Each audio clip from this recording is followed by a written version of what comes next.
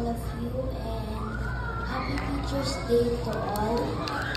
All I want to say is that thank you teachers because you are our secondary parents in the Lord. Like a compass rose.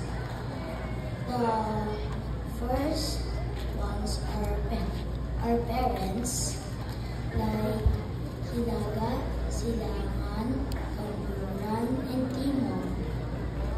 And you are the secondary ones between our parents.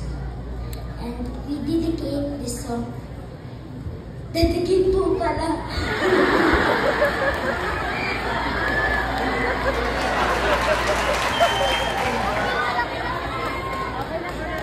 And I want to say to the students, if you love this song, please sing with us.